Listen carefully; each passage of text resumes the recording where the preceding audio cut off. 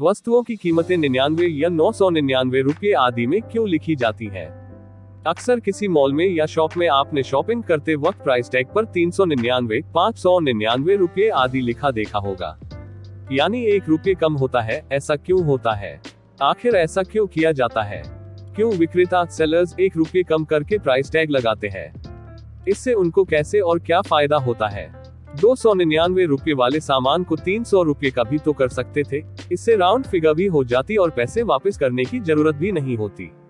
आइए इस वीडियो के माध्यम से समझते हैं कि ज्यादातर प्राइस टैग पर कीमत को 1 रुपये कम करके क्यों लिखा जाता है। इस बात को नजरअंदाज नहीं किया जा सकता है कि 1 रुपये कम करके लिखने से विक्रेता सेलर को बहुत फायदा होता है। परंतु कैसे? इसके पीछे 2 मुख्य कारण हो सकते हैं। आइए देखते हैं उन कारणों को।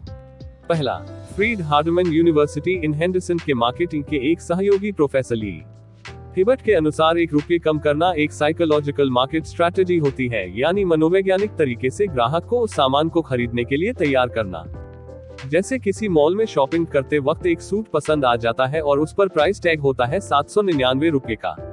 क्या आपने कभी ध्यान दिया है कि जब हम किसी नंबर को पढ़ते हैं तो लेफ्ट से राइट करते हैं ताकि उस नंबर की रेंज पता चल सके। इसको और अच्छे से समझने की कोशिश करते हैं। मान लीजिए किसी ने बताया कि उसका एसी 24,490 रुपये का आया था, तो हमारा माइंड या दिमाग सेट होता है कि एसी 24,000 रुपये का आया है, क्योंकि हमने लेफ्ट वाली फिगर पर ध्यान दिया है। बाकी 490 को 24,000 कुछ रुपये मानकर छोड़ दिया। इसी प्रकार से जब लोग प्राइस टैग पर 799 रुपये देखेंगे तो कुछ लोग उसको 800 रुपये ही मानकर खरीदने का निर्णय लेंगे, पर कुछ लोग ऐसे भी होंगे जो लेफ्ट की फिगर देखकर 700 कुछ रुपये मानकर उसे खरीदने का निर्णय लेंगे। बस विक्रेताओं सेलर को ऐसे ही लोगों का इंतजार रहता है। तो यानी ये एक साइकोलॉजिकल मार्केट स्ट्रैटेजी के तहत ग्राहकों को आकर्षित करने के लिए और अपनी बिक्री को बढ़ाने के लिए प्राइस टैग पर 1 रुपये कम करके दाम को लिखते हैं। दूसरा कारण यह हो सकता है कि 1 रुपये कम लिखकर विक्रेता सेलर का ही फायदा होता है। आइए जानते हैं कैसे। जब हम किसी सुव्यवस्थित रिटेलर आउटलेट पर 799 रुपये का सामान खरीदते हैं तो ज्यादातर पेमेंट करते वक्त हम 1 रुपये वापस नहीं लेते हैं और छोड़ देते हैं, यह सोचकर कि इतनी बड़ी जगह से सामान खरीद रहे हैं और 1 रुपये के लिए काउंटर पे खड़े हैं। इसलिए हम काउंटर वाले व्यक्ति को बोल देते हैं कि रख लो भाई, और कभी कभी काउंटर वाला व्यक्ति 1 रुपये की जगह कोई मामूली सी टॉफी दे देता है।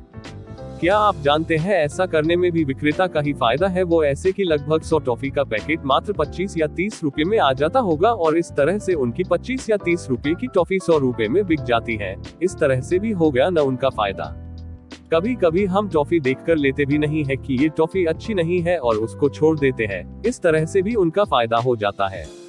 उदाहरण, मान लीजिए किसी कंपनी के भारत में 150 रिटेल आउटलेट है और हर आउटलेट पर औसत 100 कस्टमर 1 रुपये वापस नहीं लेते, तो 365 दिनों में 150 गुना 100 गुना 365 54वां 75,000 या 54 लाख रुपए से ज्यादा हुआ। यानी कि 54वां 75,000 रुपये हम लोग छोड़ देते हैं, जो कि किसी भी बुक ऑफ अकाउंट में रिकॉर्ड नहीं होते हैं। मतलब ये एक प्रकार की ब्लैक मनी हुई, क्योंकि इस मनी की किसी भी बिल पर कोई एंट्री नहीं होती है। इसलिए फायदा हर तरह से विक्रेता सेलर का ही हो जाता है। तो अब आगे से 1 रुपया वापस लेना न भूले और न ही छोड़े।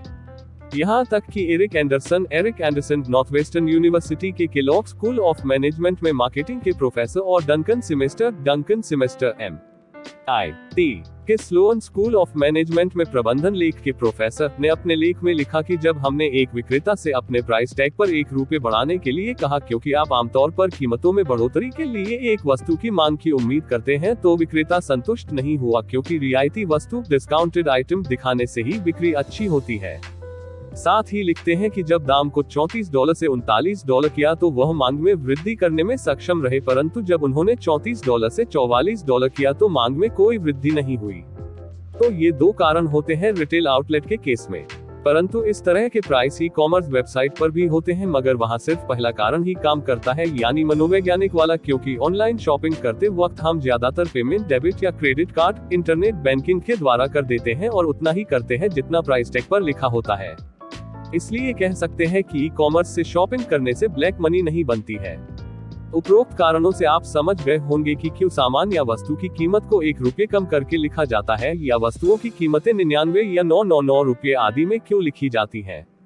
तो आज के लिए इतना ही। उम्मीद करते हैं कि आपको ये वीडियो पसंद आया होगा। ऐसी ही नॉलेज वाली वीडियोस के लिए हमारे चैनल को सब्सक्राइब करके बेल आइकॉन दबा लें ताकि हमारे न्यू वीडियोस की नोटिफिकेशन आपको सबसे पहले मिले।